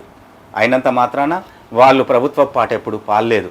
వాళ్ళు రాయాల్సిన రాతలు రాస్తున్నారు, వాళ్ళు చెప్పాల్సినటువంటి విషయం చెప్తున్నారు. ముఖ్యంగా కవులు అనంటే ఈ అడుగు బడుగు అట్టడుగు దిగువ నుంచి వచ్చిన వాళ్ళు, వెనుకబడ్డ కులాల నుంచి వచ్చిన వాళ్ళు, వెనుకబడ్డ జాతుల నుంచి వచ్చిన వాళ్ళు, బహుజనుల నుంచి వచ్చిన వాళ్ళు, దళితుల నుంచి వచ్చిన వాళ్ళు, ముస్లింల నుంచి వచ్చిన వాళ్ళు, గాయపడి రాస్తున్నటువంటి మహిళలే ఇవాళ అద్భుతమైనటువంటి కవిత్వాన్ని, పోరాట కవిత్వాన్ని మన ముందుకు తీసుకొస్తున్నారు. ఈ నేపథ్యంలో సాహిత్యంలో అస్తిత్వవాదం ఎంత అవసరం? అసలు అవసరమా? అస్తిత్వవాదాలు ప్రత్యేక సందర్భాల్లో పుట్టుకుని వస్తాయి. అవి పోరాట రూపాలుగా రూపాంతరం చెందుతూ ఉంటాయి. అస్తిత్వవాదమే లేకపోతే తెలంగాణ అస్తిత్వవాదమే లేదు. అస్తిత్వవాదమే లేకపోతే దళితుల గొంతు ఇవాళ ఇంత కార్యాచరణగా మన ముందుకు రాకపో. అలాగే మహిళా చైతన్యమే లేకపోతే, మహిళా అస్తిత్వమే లేకపోతే, మహిళా ఆత్మగౌరవమే లేకపోయి ఉంటే ఇవాళ స్త్రీవాద కవిత్వం వచ్చేది కాదు. అలాగే ముస్లిం వాదం కూడా అస్తిత్వ గొంతుగా వస్తుంది. అస్తిత్వాలే తమ గొంతులుగా కవులు వినిపించాల్సినటువంటి ఒక అవసరం ఉంది. నీ మూలం ఎక్కడా? నీ పుట్టుకే నిన్ను నిర్ధారణ చేస్తుంది. ఈ దేశంలో కులం ప్రధానంగా మనిషి చుట్టూత రాజకీయాల్ని గీసి బతుకును సర్వనాశనం చేస్తున్నటువంటి వ్యవస్థ ఇవాళ మనం చూస్తున్నాం. కాబట్టి కులం కావచ్చు, అస్తిత్వం కావచ్చు, అదే జెండాగా, అదే ఎజెండాగా, అదే గుండె ధైర్యంగా, అదే ఆత్మగౌరవంగా కవిత్వం రాసుకోవలసినటువంటి అవసరం ఉంది. అది రాయాల్సినటువంటి పరిస్థితుల్లో మహిళలు ఉన్నారు. ఇవాళ కొత్తగా రాస్తున్నటువంటి మహిళలు, స్త్రీలు ఉన్నారు. వాళ్ళ అస్తిత్వాన్ని రాయాల్సిందే. వాళ్ళ ఇంట్లో జరిగినటువంటి నాన్న చేసినా, పురుషుడు చేసినా, అన్న చేసినా, ఎవరు చేసినా ఆ దారుణాల్ని ఖండించాల్సిందే. అలాగే తన అస్తిత్వం కోసం గొంతు విప్పుతున్న సందర్భాల్లో, తను మాట్లాడుతున్నటువంటి సందర్భాల్లో తనకు జరిగిన అనేక అవమానాలను కవిత్వం చేయాల్సిన అవసరం ఉంది. కథలు రాయాల్సినటువంటి అవసరం చాలా చాలా ఉంది. కాబట్టి అస్తిత్వమే ఒక ప్రతీకగా మన గౌరవంగా గొంతును విప్పాల్సినటువంటి సందర్భం ఇవాళ ఉంది. మనం అస్తిత్వం గురించి మాట్లాడుకున్నప్పుడు మరీ ముఖ్యంగా మనకి ముస్లిం వాద కవులు కానివ్వండి, స్త్రీవాద కవులు, వీళ్ళు ఇప్పుడు బాగా ఇంకా వాళ్ళ అవసరం ఉంది కాబట్టి. అయితే ప్రస్తుత రాజకీయ పరిస్థితుల్లో కవుల యొక్క దృక్కోణం ఎటువైపు ఉండాలి, వాళ్ళ దృష్టి ఎటువైపు ఉండాలి, వాళ్ళ ఆలోచన ధోరణి ఎట్లా ఉండాలి? వర్తమాన పరిస్థితుల్లో కవులు ప్రజలకు అతీతమేం కారు. అంటే ప్రజలతో మమేకమై ఉండాల్సిన అవసరం ఉంది. ప్రజలతోటే కవి జీవనం ఉంటుంది కాబట్టి ప్రజలు అసలు ఎంత బాధలు పడుతున్నారు, ప్రజలు ఎంత దిక్కులేని విధంగా నిలబడ్డరు, ఇవాళ ఎందుకు ఇలా జరుగుతుంది అంటే ముఖ్యంగా ఒక పెద్ద చర్చ జరుగుతుంది గత 10 సంవత్సరాలుగా మన దేశంలో. రాజ్యాంగం, ప్రజాస్వామ్యం. కాబట్టి ఈ రాజ్యాంగాన్ని కాపాడుకునే రచనలు కవులు చేయాలి. అంబేద్కర్ చెప్పినటువంటి బాట ఏదైతే ఉందో కవిత్వంలోకి తీసుకురావాల్సిన అవసరం ఉంది. అంటే పెరియార్ కానివ్వండి, తర్వాత జ్యోతిబా పూలే కానివ్వండి, అంబేద్కర్ గారు కానివ్వండి, ఒక విశాల భావనను, ఒక అద్భుతమైనటువంటి భారతదేశాన్ని వాళ్ళు సృష్టించిళ్ళు, కలగన్నారు, నిర్మించిళ్ళు కూడా. ఒక అద్భుతమైనటువంటి మన భారత రాజ్యాంగం అంబేద్కర్ గారు మనకి ఏదైతే ఇచ్చారో ఆ రాజ్యాంగానికి అనుకూలమైనటువంటి రాజ్యాంగాన్ని నిలబెట్టుకునే, రాజ్యాంగపు పరిరక్షణను, రాజ్యాంగాన్ని కాపాడుకునే కవితలు ఇవాళ రావాల్సిన అవసరం చాలా ఉంది. మరి ప్రజాస్వామ్యము, రాజ్యాంగానికి సంబంధించి మీ గొంతుకను మీరు కవిత్వం ద్వారా వెలువరించారా? నేను ఖచ్చితంగా ప్రజాస్వామ్యబద్ధమైన, రాజ్యాంగబద్ధమైనటువంటి కవిత్వాన్ని రాస్తున్నాను. అందుకే నేను ముస్లింవాద కవిత్వాన్ని రాస్తున్నాను. ఒక మనిషిని, మానవత్వ కవిత్వం రాస్తున్నాను. నేను పోరాట జీవిని, పోరాట కవిత్వాన్ని రాస్తున్నాను. నిరంతరం ప్రజల పక్షాన నేను నిలబడుతున్నాను. ప్రజల దుఃఖాన్ని, రైతులు పడుతున్నటువంటి అనేక కష్టాల్లో నేను నిలబడుతున్నాను. అలాగే ఎక్కడైతే ఈ దేశంలో మహిళలకు చాలా అవమానం జరుగుతుంది, వాళ్ళ మాన ప్రాణాలకు రక్షణ లేకుండా ఉంటుంది, ఎక్కడ ఏ సంఘటన జరిగినా నేను నిరంతరం రాయాలని కాకుండా గుండె ఘోషతోటి, తీవ్ర ఆవేదనతోటి, రాత్రులు నిద్రపోక ఎందుకు ఈ దేశంలో ఈ విధంగా జరుగుతుంది అంటే మతాన్ని రాజకీయమయం చేసిన తర్వాత హిందూ మతోన్మాదులు చేస్తున్నటువంటి ఒక దురాగతాల్ని నేను ఖండిస్తూ కవిత్వం రాస్తున్నటువంటి సందర్భం ఉంది. అలాంటి ఏవైనా కవిత్వం ఉంటే వినిపించండి. మట్టి చరిత్ర అని చెప్పి ఒక చిన్న పోయం రాశాను నేను. దేశ ముఖ చిత్రం గీయమని ప్రాజెక్టు వర్క్ ఇచ్చిందట టీచర్. దేశ ముఖ చిత్రం గీయమని ప్రాజెక్టు వర్క్ ఇచ్చిందట టీచర్. బాబాసాహెబ్ అంబేద్కర్ ఫోటో గీసింది బేటీ. దేశ మూలవాక్యం ఒకటి రాయమంటే బుద్ధం శరణం గచ్చామి రాసింది. దేశ సంస్కారానికి రూపం గీయమందంటే, దేశ సంస్కారానికి రూపం గీయమంటే, దేశ మూలవాక్యం ఒకటి రాయమంటే బుద్ధం శరణం గచ్చామి రాసింది. దేశ సంస్కారానికి రూపం గీయమందట. పురాతన కుర్చీలో మహోన్నతంగా కూర్చున్న మహాత్మా జ్యోతిబా పూలే చిత్రం అపురూపంగా గీసింది. అక్షరానికి రూపాన్ని, స్వరూపాన్ని చూపెట్టమందట. అశుద్ధ భారతం మీద పరిశుద్ధంగా నడిచొస్తున్న సావిత్రిబాయి పూలేను నిలబెట్టింది బేటీ. వక్రీకరించబడ్డ నిన్నటి చరిత్రలో దళిత చేతులతో మట్టి చరిత్ర రాయబడుతుంది ఇప్పుడు. ఇది చిన్న పోయమే కావచ్చు, కానీ మన మూల తత్వాలు ఉన్నటువంటి ఇవాళ సామాజిక జీవనంలో, బహుజన జీవనంలో మనం ఎదుర్కొంటున్నటువంటి అనేక సమస్యలకు ప్రధాన కారణం టీచర్ ప్రాజెక్టు వరకు ఇచ్చిన నేపథ్యంలో బిడ్డ ఒక బహుజన చైతన్యాన్ని చూపెడుతున్నటువంటి చైతన్యం ఇవాళ మనకు కనబడుతుంది. ఇప్పుడు మీరు చదివినట్టుగానే చాలా స్ట్రాంగ్ పోయట్రీ వస్తుంది, సాహిత్యం చాలా గాఢంగా, శక్తివంతంగా వస్తుంది. ఈ నేపథ్యంలో నేను ఖచ్చితంగా స్త్రీవాదం గురించి మాట్లాడాలనుకుంటున్నా. సో చాలా వరకు చూసుకుంటే కవుల్లో కూడా ఎక్కువ శాతం పురుషులే ఉన్నారు. వాళ్ళందరిలో కూడా చాలామంది స్త్రీవాదం రాసే వాళ్ళు ఉన్నారు, స్త్రీవాదం వైపు ఇంక్లైన్ అయి ఉన్న వాళ్ళు ఉన్నారు. అయితే బయట వచ్చి మైకుల ముందు ఎంత మాట్లాడినప్పటికీ ఇంటికి వెళ్ళిన తర్వాత భార్య మీద ప్రయోగించే పదజాలం కానివ్వండి, భార్యని చూసే విధానము కానివ్వండి, పిల్లల పెంపకంలోని ఆ భేదం, ఇవన్నీ కూడా జరుగుతూ ఉన్నాయి. సేమ్ అంటే స్త్రీవాదం ఒక్కటనే కాదు, చాలా రకాలుగా చూసిన. ఎందుకంటే ఎప్పుడైతే ఒక్కొక్కసారి కవులు వాళ్ళ ధిక్కారాన్ని చెప్పుకుంటుంటారో ఆ మధ్య వచ్చే బూతులు కూడా ఇంకా కూడా అప్డేట్ అవ్వకుండా స్త్రీల చుట్టూతానే తిరుగుతూ ఉన్నాయి. ఈ నేపథ్యంలో మీరేమంటారు ఈ పరిస్థితుల్ని? ఈ ప్రశ్న చాలా జటిలమైంది, కఠినమైంది. అంటే మగవాడు పుట్టుక నుంచే ఒక ఆధిపత్యాన్ని కలిగి ఉంటాడు.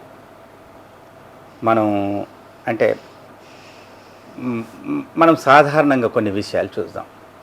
తల్లి పాలిస్తున్నప్పుడు, మగపిల్లగాడు తాగుతున్నప్పుడు ఒక దౌర్జన్యపూరితమైనటువంటి వాతావరణమే కనబడుతుంది. మనం చూడలేము, కానీ మనం చూస్తే తెలుస్తుంది వీడు ఏంది అమ్మ మీద ఓ పశువు లెక్క పొరలాడుతున్నాడు ఏంది, అట్లా తాగుతున్నాడు ఏంది, ఆమెని నిద్ర లేకుండా చేస్తున్నాడు ఏంది, ఆమెకు అంత ఇబ్బంది పెడుతున్నాడు ఏంది అని అనిపిస్తుంది. అలా అమ్మాయి పాలు తాగుతున్నప్పుడు మీరు చూడండి, అమ్మాయి తాగే విధానంలో అబ్బాయి తాగే విధానంలో కూడా మనం తేడాలు గమనించవచ్చు. అలాగే పెరుగుతున్న క్రమంలో కూడా ఇంట్లో ఉన్నటువంటి అమ్మాయి యొక్క ప్రవర్తన వేరే తీరుగా మనం అలవాటు చేస్తున్నాం, అబ్బాయి ప్రవర్తనను వేరే తీరుగా అలవాటు చేస్తున్నాం. ఇది కేవలం వాళ్లకు పుట్టిన పిల్లల్ని ఆ తల్లిదండ్రుల ఆజమాయిషే ఉండదు, ఆ ఇంట్లో ఉన్నటువంటి పెద్దవాళ్ళు ఉంటారు, చుట్టుపక్కల ఉన్నటువంటి సమాజం ఉంటుంది, బడిలో వేసిన తర్వాత అక్కడి సమాజం ఉంటుంది. అనేక ప్రతిఫలనాల మధ్యన పిల్లలు మీరు అన్నట్టు మగవాళ్ళు ఆటోమేటిక్గా ఈ సమాజంలో ఆధిపత్యాన్ని కొనసాగిస్తూనే వస్తున్నారు. తనకంటే చిన్నదైనటువంటి చెల్లె మీద ఆధిపత్యాన్ని చేస్తాడు, తనకంటే పెద్దదైనటువంటి అక్క మీద కూడా ఆధిపత్యాన్ని చేస్తాడు. మనం ఇవాళ మానవ హక్కుల గురించి మాట్లాడుతున్నాం, ఉద్యమాల్లో ఉన్నాం, కవిత్వం రాస్తున్నాం, మానవ హక్కులు మనకు తెలుసు, అసలు మనుషుల విలువలు తెలుసు, ప్రేమలు తెలుసు, బంధాలు అనుబంధాలు తెలుసు. కాబట్టి మనం వారించే ప్రయత్నం చేస్తాం. తప్పు, చెల్లెని అట్లా అనకూడదు, నువ్వు చెల్లెకు ప్రేమగా ఉండాలి, నువ్వు నేర్పించాలి, నువ్వు తోడుగుండి తీసుకెళ్ళాలి. అలాగే అక్క నీకంటే పెద్దది, అక్కను నువ్వు అలాగ అనకూడదు, అక్క నీకంటే పెద్దది కదా, నువ్వు చాలా ప్రేమగా అక్కతోటి ఉండాలి కదా, అక్క నువ్వు చూడు ఎంత ప్రేమగా ఎంత అపురూపంగా చూసుకుంటుంది, కానీ నువ్వు అక్కని వీలైతే కోప్పడుతున్నావు కూడా అని మనం చెప్పినా కూడా పిల్లల యాటిట్యూడ్ మారట్లేదు. అంటే పిల్లలు ఇవాళ టీవీకి అడిక్ట్ అయిపోయారు. అంటే మీరు రెండో జనరేషన్కి వెళ్తున్నారు. నేను అంటున్నది స్వయాన కవులే ఏమేమి వస్తాయి అనే దాకా కూడా భార్యల్ని సంబోధించి అడ్రస్ చేయలేని పరిస్థితులు ఉన్నాయి. ఇంకా కూడా సరే ఆ వస్తే అదైనా లవ్కి అంటే ప్రేమకి చిహ్నంగా అడ్రస్ చేస్తున్నారంటే అది కూడా కాదు, అది ఆధిపత్యం ఇంట్లో ఉంది, బయటకు వచ్చి సమానత్వం అంటున్నారు. ఇక్కడ మనం అంటే స్త్రీకి ఆర్థిక స్వాతంత్రం రానంత వరకు, భావజాల స్వాతంత్రం రానంత వరకు, మాట్లాడే హక్కు స్త్రీకి లేనంత వరకు ఆ ఇంట్లో మగవాడి ఆధిపత్యం ఒంటరిగా నడుస్తుంది, అందరి ముందు నడుస్తుంది. ఇది తప్పే. వీటి మీద కూడా చాలా కవితలు వచ్చాయి.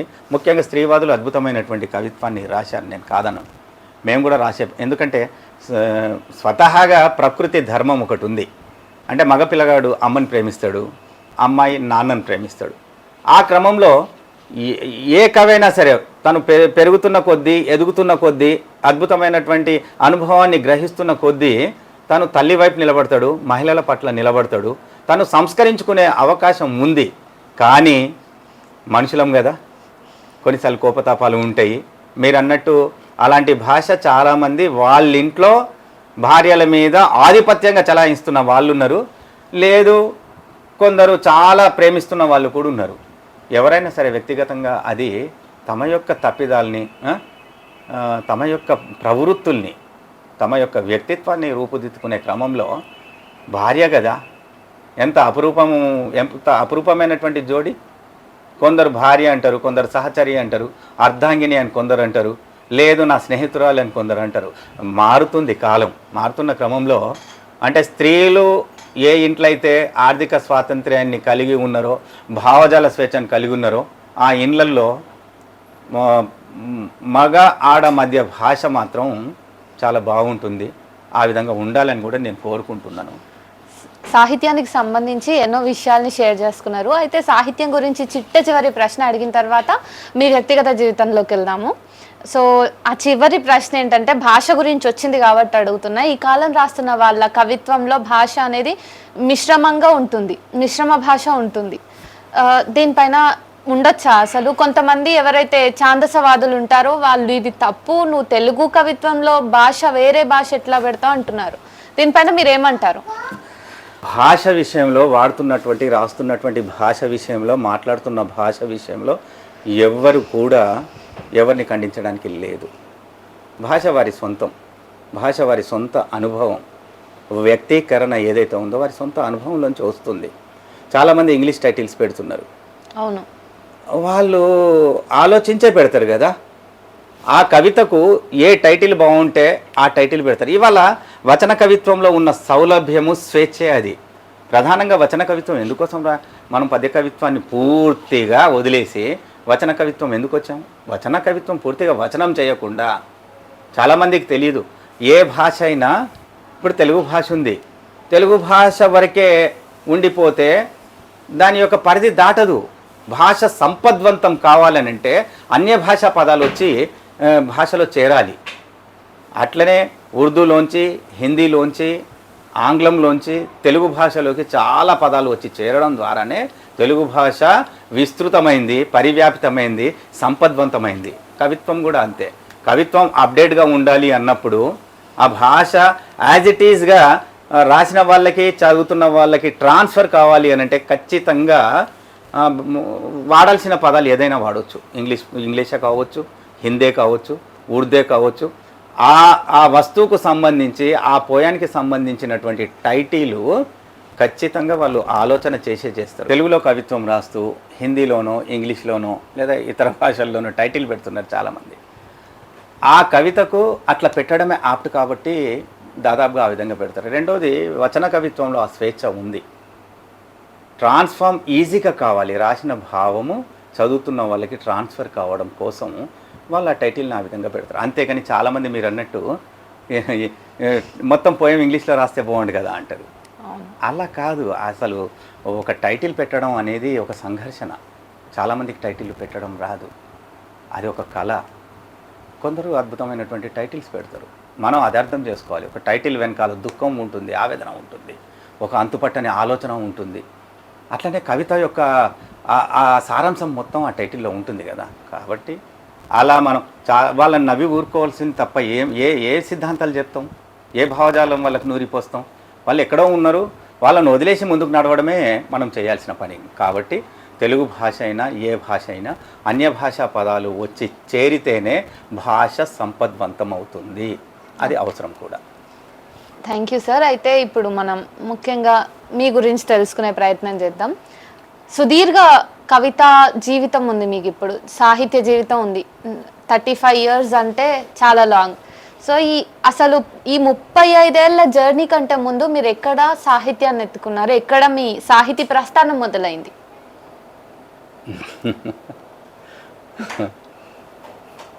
నేను శివానగర్లో పుట్టాను. అమ్మ కరీంబి, అబ్బా జానిమియా. మా అన్నయ్య నన్ను బాగా ఇష్టపడేవాడు. నేను పుట్టి పెరిగిన శివానగర్లో 7వ తరగతి వరకు, ఆ తర్వాత ఏవివి హై స్కూల్లో 10th, ఆ తర్వాత ఇంటర్ వరకు అక్కడే చదువుకున్నాను. తర్వాత డిగ్రీ ఎల్బీ కాలేజీలో చేశాను. ఈలోపు sanitary inspector training course medical కాలేజీలో చేసి నేను హెల్త్ అసిస్టెంట్గా జాబ్ కూడా 89లోనే జాబ్ సంపాదించాను. దానికంటే ముందు నుంచే 85 నుంచి నేను కవిత్వాన్ని రాస్తున్నాను. ముఖ్యంగా ఏవివిలో చదవడం వల్ల అక్కడ ఉన్నటువంటి డాక్టర్ ప్రసాద్ సార్ నా భాషను, నా చేతిరాతను, నా తెలుగు మాటను బాగా ఇష్టపడేవారు.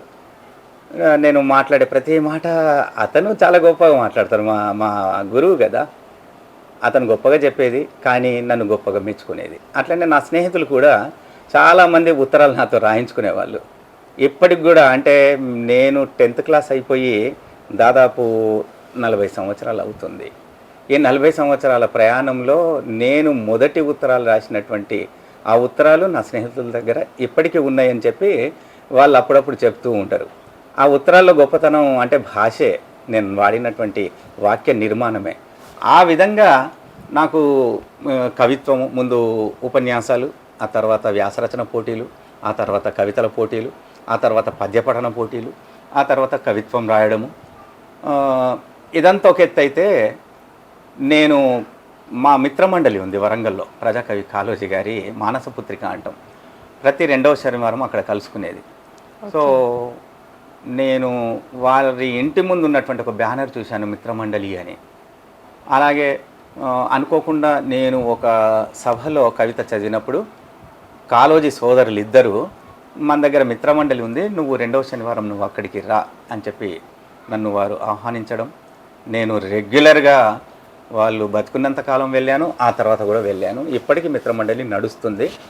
నా కవిత్వానికి మంచి పునాది మిత్రమండలి. అలాగే డాక్టర్ ప్రభావతి మేడం అని చెప్పి నాకు ఒక అమ్మ గురువు, వారు పరిచయం అయిన తర్వాత నా కవిత్వం యొక్క తీరుతెన్నులు మారిపోయినాయి. అలాగే శ్రీశ్రీని నేను బాగా చదువుకున్నాను, కవిత్వాన్ని బాగా చదువుకున్నాను. కవిత్వం అంటే నాకు చాలా చాలా ఇష్టం.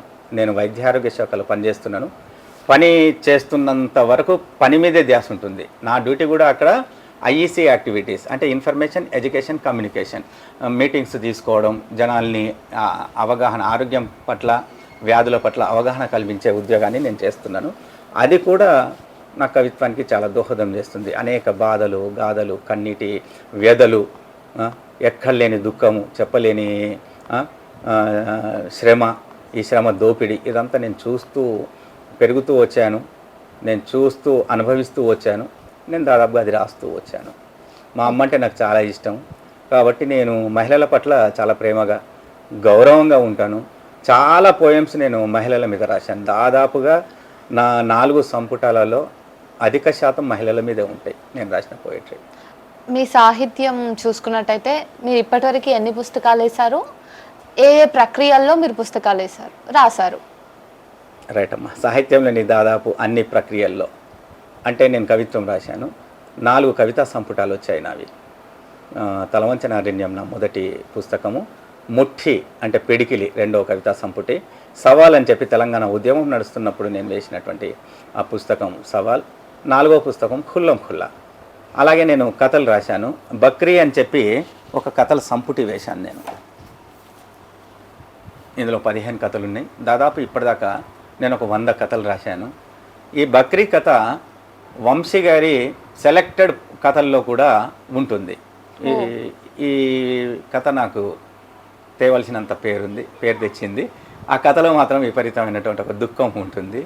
అట్లా నేను చాలా దుఃఖానికి సంబంధించి, ముఖ్యంగా నేను కథలు రాయడానికి కారణం మా ముస్లిం కుటుంబాల్లోని బాధని, దుఃఖాన్ని అక్కడ చెప్పలేనటువంటి ఒక అన్నీ ఉన్నాయి.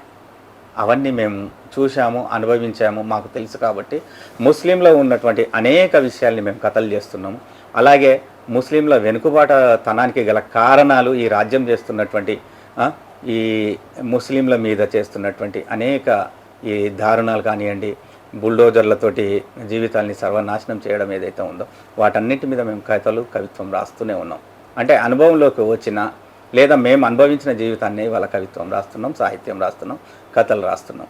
అలాగే జమీలాబాయి అని చెప్పి నేను ఒక నవల రాశాను. ఇది ఒక 39 సంవత్సరాల ఒంటరి మహిళ యొక్క కథ. ఈ జమీలాబాయి చదివిన తర్వాత ఓల్గా గారు చాలా అద్భుతమైన ముందు మాట రాశారు. చాలామంది అంటే కాస్త జీవితాల్లో స్వేచ్ఛ, కొంచెం పోరాటం, కొంచెం తమదైనటువంటి వ్యక్తిత్వపు జీవితం ఉన్నటువంటి మహిళలు చాలామంది ఈ పాత్ర నేనే అని చెప్పిన వాళ్ళు ఉన్నారు. అలాగే తెలుగు సాహిత్యంలో అందరూ ఊరి గురించి, బాల్యం గురించి, అమ్మ గురించి రాశారు. మరి నాన్న గురించి రాశారా? నేను చెప్పేదాకా తెలుగు సాహిత్యంలో ఒక్క పోయం కూడా లేదు నాన్నల మీద. నేను 1984లో మీరు మీ నాన్నల మీద పోయేట్టు రాయండి అని చెప్పినప్పుడు అందరూ అప్పటికి అంటే పేరుని పెద్ద కవులు కూడా రాయలేదు. సి నారాయణ రెడ్డి గారి దగ్గర నుంచి మొదలు పెడితే, శివారెడ్డి గారి దగ్గర నుంచి మొదలు పెడితే మా వరకు కూడా ఎవరు నాన్నల మీద కవిత్వం రాయలేదు. కాబట్టి నాన్నల మీద కవిత్వం రాయండి అని చెప్పి ఈ నాన్నల కవిత్వానికి నేనే ఆ వస్తువుని సాహిత్యంలోకి తీసుకొచ్చినటువంటి వ్యక్తిని. ఆ తర్వాత 234 కవితలతోటి 548 పేజీలతోటి ఈ అపురూప పుస్తకాన్ని నేను తీసుకొచ్చాను. తెలుగు సాహిత్యానికి నేను ఇచ్చిన వ్యక్తిగత విలువైన కానుక నాయన. ఓకే. అలాగే తెలంగాణ కవులు కూడా మీ అందరికీ తెలుసు, అంటే అవమానాల పాలయ్యారు. అసలు వాళ్ళు తెలంగాణలో కవులున్నారా అని చెప్పి అడిగిన సందర్భంలోనే తెలంగాణలో చాలామంది కవులున్నారు అని చెప్పి గోల్కొండ కవుల సంపుటి అనేది ఒకటి తీసుకోవడం జరిగింది. అంటే తెలంగాణలో కవులు శూన్యంబు. అక్కడి నుంచి మనం ఎక్కడి వరకు వచ్చినాము అని అంటే అస్తిత్వం, మీరు అన్నట్టు నేను అని చెప్పి తెలంగాణలో చాలామంది అద్భుతమైనటువంటి కవులు వచ్చారు, కవితా సంపుటాలని వేశారు. కానీ వాళ్ళందరినీ ఒక దగ్గర తీసుకొని వచ్చి 2007లో మేమే మొదటి ప్రయత్నం చేశాము, తెలంగాణ కవిత అనే పేరుతోటి. అలాగే అజా అని చెప్పి గుజరాత్లో జరిగినటువంటి ఆ అల్లర్లు ఏ విధంగా జరిగినాయి, ఎందుకు జరిగినాయి, దాని వెనకాల ఉన్నటువంటి రాజకీయ నేపథ్యం ఏంటిది, ఎందుకు ముస్లింలను ఇప్పుడు పాలిస్తున్నటువంటి ఆ ప్రభుత్వము, ఆ రాజ్యము ఎందుకు టార్గెట్ చేసింది అని చెప్పి నేను స్కై బాబా కలిసి అజా అని చెప్పి ఒక ముస్లింల గొంతు, గుజరాత్ గాయం అని చెప్పి ఒక అజా అని చెప్పి ఒక కవితా సంపుటిని వేయడం జరిగింది. ఇవి నేను రాస్తున్నటువంటి కొన్ని సామాజిక గీతాలు రాశాను 20 వరకు, ఒక 50 వరకు వ్యాసాలు రాశాను. సాహిత్యంలోని దాదాపు అన్ని ప్రక్రియల్లో రచనలు చేస్తూ వస్తున్నాను. రచన నాకు చాలా ప్రాణం. అది నాకే తెలియదు, నేను ఇవాళ కవిత రాస్తానా కథ రాస్తానా, ఆ మైండ్లోకి ఏదో ఒక ప్లాట్ వస్తుంది, అది ఆటోమేటిక్గా కవిత రూపమో కథా రూపమో నవల రూపమో తీసుకొని కూర్చొని నవల రాయలేదు, కూర్చొని కవిత రాయలేదు, అనుకోకుండా ఆ వస్తువే ఆ రూపాన్ని తీసుకున్న సందర్భాలు చాలాసార్లు ఉన్నాయి. నైస్. సో మీ సాహితీ ప్రస్థానం మొత్తం ఇట్లా జరిగింది, ఎన్నో రాశారు. అయితే ఎన్ని రాసినా కూడా ఒకటి మనకంటూ అత్యంత ప్రీతిపాత్రమైనది ఉంటుంది కదా, అట్లనే మీకు ఇష్టమైన కవిత్వం ఏదైనా ఉంటే అది చదవండి. రైట్. మొదటి కవిత సంపుటిలోనే సమాజపు నిస్సిగ్గుమచ్చ అని చెప్పి ఒక కవిత ఉంది. ఒక మహిళ, మతి స్థిమితం లేని మహిళ మీద, అంటే ఆమె గర్భం ధరించి రోడ్డు మీద నడుస్తూ పోతుంది. నేను నా జీవితంలో ఎప్పుడూ అంత బాధపడలేదు. అంటే మతి స్థిమితం లేని మహిళల మీద కూడా రేపులు జరుగుతాయా? ఇది నేను పేపర్లో చదివాను. చదివిన తర్వాత ఆమెకు ఆ గర్భమైన తర్వాత ప్రజలు అడుగుతూ ఉంటారు, ఈ గర్భం ఎవరు చేసిందని ఆమెను అడిగితే దేవుణ్ణి చూపెట్టేది ఆమె. అది నేను ఒక పోయం రాశాను, సమాజపు నిస్సిగ్గు మచ్చ అని చెప్పి. రోజు కాసింతసేపు నువ్విక్కడే దీనంగా కలవర పెడతావు, ఈ రహదారి మొత్తం నీ చిరునామాగా నమోదు చేసుకున్న వాళ్ళం. చౌరస్తాలో నీ పిచ్చి చూపుల నవ్వుల్లో చిక్కక సభ్యతా పరదాలు వేసుకున్న వాళ్ళం. జాలి చూపుల్ని కురిపించి మనసు కల్లోలం చేసుకున్న వాళ్ళం. ఖచ్చితంగా ఇక్కడెక్కడో మానసిక గాయాన్ని మోస్తూ పిచ్చి పిచ్చిగా ఉండి ఉంటావని స్థిమితపడ్డ వాళ్ళమే. బతుకు చీకటి తెలిసిందే కానీ చీకట్లో నీ బతుకు ఆలోచన కందక నిజంగా మోసపోయిన వాళ్ళం. నీకేం సమాజం జార విడుచుకున్న సిగ్గుని నీ గర్భంలో చీకటి శకలంగా భద్రపరుస్తున్న దానివి. ఏ చీకటి కోరికల నెగళ్లలో యవనంగా పరిగణించబడ్డావో, ఏ దుర్మార్గపు దేహపు బిగి కౌగిలిలో శరీరంగా